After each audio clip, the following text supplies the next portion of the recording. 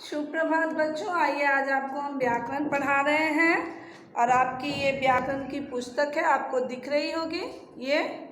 अब आइए पहले आपको हम बताते हैं कि आप अपने कॉपी में किस प्रकार से लिखेंगे। हम आपको पढ़ाने जा रहे हैं पाठ 2, ठीक है। पाठ 2 हम लोगों का है मात्राएं। मात्राएं हमारे लिए बहुत ज़रूरी है पढ़ना, जिसको हम लोग वॉवेल सिंबल बोलते हैं, वॉवेल सिंबल। अब आइए आपको हम पढ़ा रहे हैं मात्राएं। तो सबसे पहले हम कॉपी में लिखने के तरीका को आपको बताते हैं। हम यहाँ पे सबसे पहले CW लिखेंगे, फिर से यहाँ डेट देंगे, यहाँ पे पाठ का नंबर लिखेंगे, पाठ का नाम लिखेंगे और यहाँ नया शब्द लिख के हेडिंग देंगे, लाइन देंगे, पंक्ति पैमाने की सहायता से, जिसे हम स्केल बोलते हैं। तो जब पंक्ति देंगे तो आप तीनों में इस प्रकार से नहीं देंगे, एक ही पंक्ति इस प्रकार से अपने कॉपी में देंगे और इस प्रकार से लाइन देंगे नया शब्द लिखने के लिए 3 बार, क्योंकि यहाँ पे आपको लिखा हुआ है मात्रा, म में आकर माँ, त्र में आकर त्रा। इसी प्रकार से लिखेंगे भी और हिज्जे भी करेंगे, हिज्जे करके उच्चारण करेंगे, आपको पढ़ने आ जाएगी, फिर आपको कोई असुविधा नहीं होगी। तो आइए आज आपको हम पढ़ा रहे हैं मात्राएं। तो मात्राएं हिंदी वर्णमाला में 11 स्वर है, ठीक है। 11 स्वर है, जिसमें 10 को अपनी अपनी मात्राएं हैं और 11 स्वर है, जिसमें 10 को अपनी अपनी मात्राएं हैं और किसे मात्रा नहीं है, तो अ की कोई मात्राएं नहीं है, अ की कोई मात्रा नहीं है। तो हमारे किताब में हम आपको बता रहे हैं, दिया हुआ है अ की कोई मात्रा नहीं है। ये इस प्रकार से लिखेंगे लाइन लेके, आप समझ गए हैं। अब हम आपको बता रहे हैं हमारी क्या क्या मात्राएं हैं, उसके बाद बताएंगे मात्रा किसे कहते हैं, ठीक है। तो ये अ है, अ है, इसकी कोई मात्रा नहीं है। यहाँ पे हम मात्रा लिखेंगे, यहाँ वर्ण लिखेंगे, यहाँ पे मात्रा लिखेंगे, अ की कोई मात्रा नहीं है, ठीक है।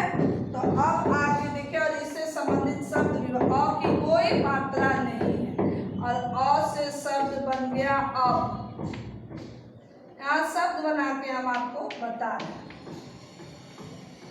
अब आ की मात्रा है, ये आ की मात्रा है, आ की मात्रा से शब्द बना काम।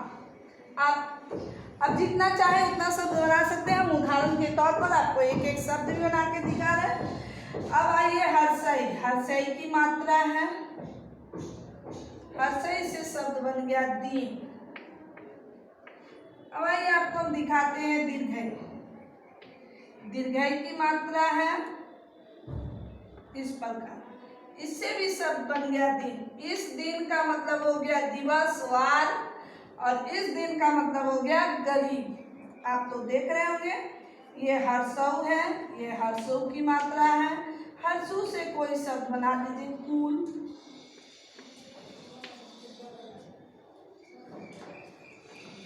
ठीक है। अब है दीर्घऊ, दीर्घऊ भी आपको दिख रहा है, दीर्घऊ से फूल शब्द बना दीजिए। यहाँ पे आप देखें। अब हमारा है री,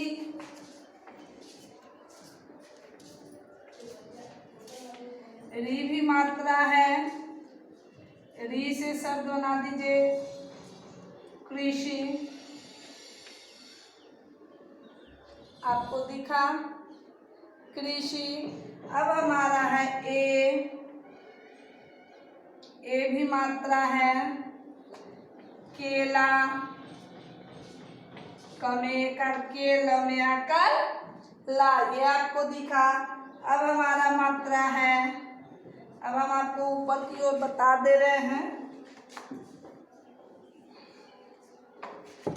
अब हमारी मात्रा है ऐ,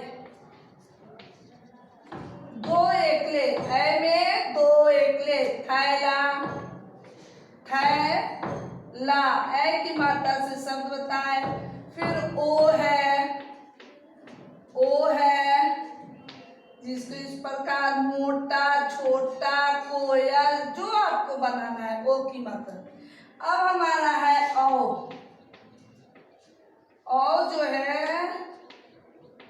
ये है।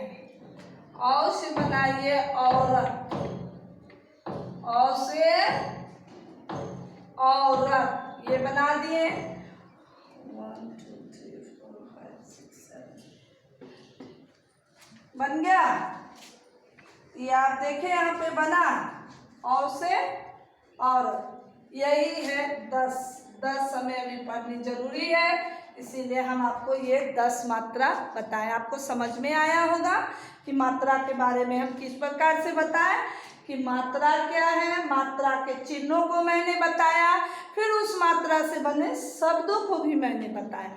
तो इसी प्रकार से क से लेकर ज्ञ तक के वर्णों में मात्रा लगाकर जो हम लिखते हैं उसे ही 12 खड़ी बोली जाती है, जो हम इस प्रकार से लिखते हैं। हम आपको बता रहे हैं यहाँ पे। अब हम आपको 12 खड़ी भी बता देते हैं किस प्रकार से लिखते हैं। 12 खड़ी आपको प्रीवियस क्लास में आप पढ़े होंगे। 12 खड़ी देखिए कैसे बनता है।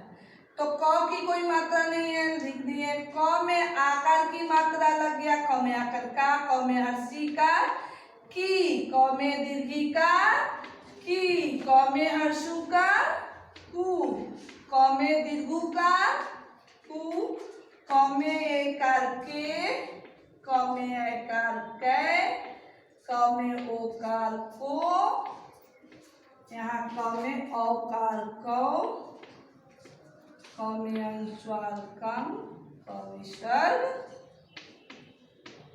क। अब देखे ना यहाँ पे हम बताया अभी आपको, आप देख लिए किस प्रकार से क में 12 खड़ी लगाकर हम बताएं। अब इसी प्रकार से ख में भी लगेगा। ख में आकर खा, इसी प्रकार से जिस प्रकार से क हम बताए हैं आपको। ठीक है, अब आगे आपको हम बता दिए हैं। अब आइए आपको बताते हैं कि मात्रा किसे कहते हैं। इतना तो हम बता दिए मात्रा के बारे में, अब किसे कहते हैं मात्रा वो मुझे बताना।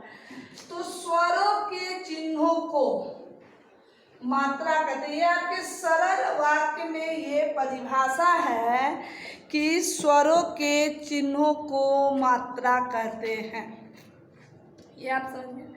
और एक और परिभाषा होती है, व्यंजनों में लगने वाले चिन्हों, स्वरों के चिन्हों को, व्यंजनों में लगने वाले स्वरों के चिन्हों को मात्रा कहते हैं, ये भी है। और फिर आपका स्वरों के चिन्हों को मात्रा कहते हैं। मात्रा आपको हम बताएं। अब आपको हम बता रहे हैं मात्रा इस पाठ में ही संबंधित है आपका वर्ण विच्छेद। ठीक है, तो मात्रा में ही संबंधित है ये पाठ से। तो आपको हम बता दे रहे हैं कि वर्ण विच्छेद किसे कहते हैं। मात्रा तो पढ़ा दी, तो वर्ण विच्छेद किसे कहते हैं। तो वर्ण विच्छेद वर्णों को अलग अलग करके लिखना वर्ण विच्छेद कहलाता है। नहीं, ये तो कहलाता ही सरल वाक्य में आपके समझने की। लेकिन ये मान लीजिए क है, ल है, म है, इसका वर्ण विच्छेद हम करेंगे तो क्या होगा। क हलंत जोड़ अ जोड़ ल हलंत जोड़ अ जोड़ म हलंत जोड़ अ। समझे। तो ये वर्णों को अलग अलग किए तो यहाँ तो वर्ण आपको 3 ही लग रहा है, क ल म कलम। तो ये फिर अलग अलग किए तो अ कहाँ से आया, ये भी बात है। तो व्यंजनों में से स्वरों को अलग करना क्या कहलाता है, वर्ण विच्छेद कहलाता है। ये है ना, ये हमारा स्वर वर्ण इसमें छिपा हुआ है। आप क का उच्चारण करते हैं तो उस उच्चारण में अ आता है, क। हमेशा याद रखिएगा कि व्यंजन वर्ण का ही वर्ण विच्छेद होता है, स्वर वर्णों की वर्ण विच्छेद नहीं होती है। तो आप यहाँ देखें कि व्यंजन वर्ण में से स्वर वर्ण को मैंने अलग किया, क्या ना। तो यही है वर्ण विच्छेद। वर्ण विच्छेद किसे कहते हैं, तो स्वरों व्यंजन वर्ण में से स्वर वर्ण को अलग करना ही वर्ण विच्छेद कहलाता है। फिर सरल और सिंपल वाक्य में आप बता सकते हैं, सरल और साधारण वाक्य में आप बता सकते हैं कि वर्णों को अलग अलग करना वर्ण विच्छेद कहलाता है। तो आपको हम छोटा सा साधारण वर्ण विच्छेद करके बताए हैं। तो इसमें मात्रा नहीं है, लेकिन कोई किसी मात्रा वाले शब्दों को लीजिए, जैसे किसान, इसमें मात्रा है हर्षी और आकार दोनों। तो इसका वर्ण विच्छेद हम इस तरह करते हैं। इसमें आपको स्वर वर्ण कौन सा लग रहा है? तो स्वर वर्ण हमारा ये है मात्रा, ये जो हर्षी है ना ये, फिर ये जो आ है ना ये, फिर ये जो नौ बोलते हैं तो उसमें अ छिपा है ना वो। तो इसका वर्ण विच्छेद हम इस पर क हलंत जोर हर्ष, स हलंत जोर आ, न हलंत जोर अ। देखिए हम इस तरह से आपको इसलिए बता रहे हैं ना कि वर्ण विच्छेद में ढेर सारी कंफ्यूजन होती है, तो आदमी समझ नहीं पाता है, बच्चे अक्सर समझ नहीं पाते। इसलिए हम आपको साधारण बात बताए हैं कि व्यंजन वर्णों में से स्वर वर्ण को आप अलग कर दीजिए। जब आप उच्चारण करते हैं तो आपको पता चल जाएगा कि उसमें कौन सा स्वर वर्ण है। अब जैसे किसान काम करके बताए, क और सी कर की तो ई को अलग किए, सौ आकर सात आ को अलग किए, नौ बोलते हैं उसमें अ है तो अ को अलग किए। समझ गए? अब देखिए एक आपको हम री की मात्रा में, जैसे हम आपको देते हैं, लिखते हैं मृग लिख रहे हैं ना, तो इसमें मेरा उच्चारण मौ के साथ री का है, तो री को ही अलग करेंगे हम। मौ को तो अलग करेंगे, री को, मौ में से री को अलग, मौ हलंत जोर री हो गया, ग हलंत जोर अ। अब आपको समझ में आया? यही है वर्ण विच्छेद, मतलब मौ में से स्वर वर्ण हमारा ये है री। मौ के उच्चारण में री आया है तो री को अलग किए, मौ के उच्चारण में अ आया है तो अ को अलग किए। अब देखिए ये तो आप समझ गए, आसान विधि है, आसान सरल आपका शब्द था तो आप समझ गए हैं। लेकिन थोड़ा सा हमें दिक्कत होती है कहाँ? तो जहाँ हम संयुक्त व्यंजनों का वर्ण विच्छेद करते हैं, जिस शब्द में संयुक्त व्यंजन वर्ण होते हैं, जैसे कि हम बता रहे हैं क्षमा। तो क्या आप जानते हैं क्षमा का वर्ण विच्छेद क्या होगा? छ जोर अ जोर मा नहीं होगा। छ जो है हमारा दो वर्ण मिलकर, संयुक्त वर्ण किसे कहते हैं? तो दो वर्णों के मिलने से जो नया वर्ण तैयार होता है उसे संयुक्त वर्ण। जैसे क जोर मूर्धन्य स, तो इसी से मिलकर बना है अक्षर। तो पहले हम इसे ही तोड़ेंगे, तो क जोर क हलंत जोर अक्ष, स हलंत जोर अ, अक्ष अ, और इसमें आ रहा है, लेकिन ये हमारा संयुक्त व्यंजन है। तो पहले हम संयुक्त व्यंजन को अलग करेंगे, किए ना। अम्मा, तो मौ तो हमारा संयुक्त व्यंजन नहीं है, मौ हलंत जोर आ हो गया। समझ में आ गया कि क हलंत जोर और स हलंत जोर अ क्यों लिखे? तो क हलंत जोर स हलंत जोर अ इसलिए लिखे हैं क्योंकि अक्षर जो है हमारा संयुक्त व्यंजन है। समझे ना? अक्षर जो है हमारा संयुक्त व्यंजन है, और संयुक्त व्यंजन को हम पहले अलग करेंगे। तो संयुक्त व्यंजन किन दो वर्णों से मिलकर बना है? तो संयुक्त व्यंजन क हलंत जोर मूर्धन्य ष से मिलकर बना है, तो छ में भी अ आ रहा है, इसीलिए इसका वर्ण विच्छेद ये होगा। समझ गए? वहीं पे अक्षर से ही शब्द यदि दिया रहे क्षत्रिय, क्षत्रिय दिया रहे, तब आप क्या करेंगे? अक्षर से शब्द हमारा यदि क्षत्रिय दिया हुआ है तो हम अक्षर नहीं लिखेंगे, क हलंत जोर श हलंत, तो इसमें लिखेंगे अ अक्षर। अत्र भी जो है हमारा संयुक्त व्यंजन है, ये भी हमारा त हलंत जोर र से मिलकर बना है त्र, तो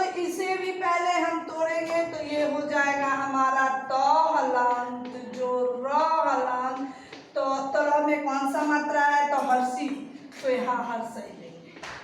और य हलंत जोर अ, समझे? यहाँ पे क्षत्रिय त हलन जोर र हलन जोर ई क्यों लिखे? क्योंकि ये भी हमारा संयुक्त व्यंजन है, और संयुक्त व्यंजन को पहले हम तोड़ेंगे, उसके बाद फिर से हम वर्ण विच्छेद करेंगे, ठीक है? ये है।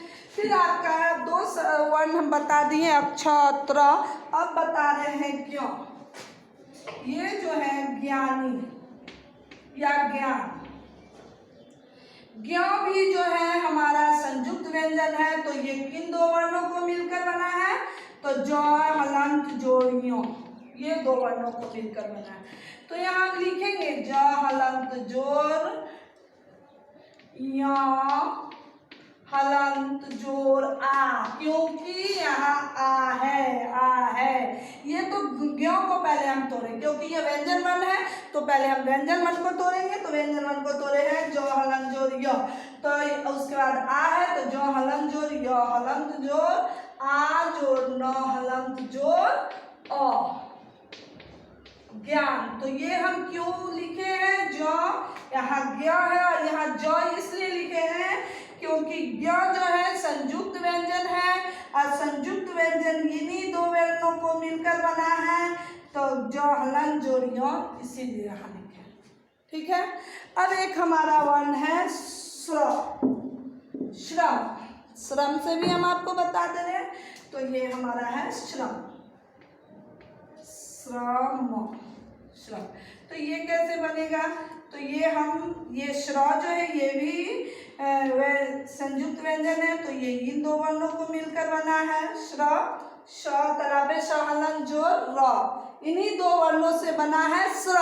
तो हम इसको इस प्रकार से लिखेंगे श हलंत जोर र हलंत जोर अ, क्योंकि श्र आ रहा है, श्र के उच्चारण में भी आ रहा है, इसीलिए ये इसमें से स्वर्ण को। तो हम यहाँ तलाबे स क्यों लिखे?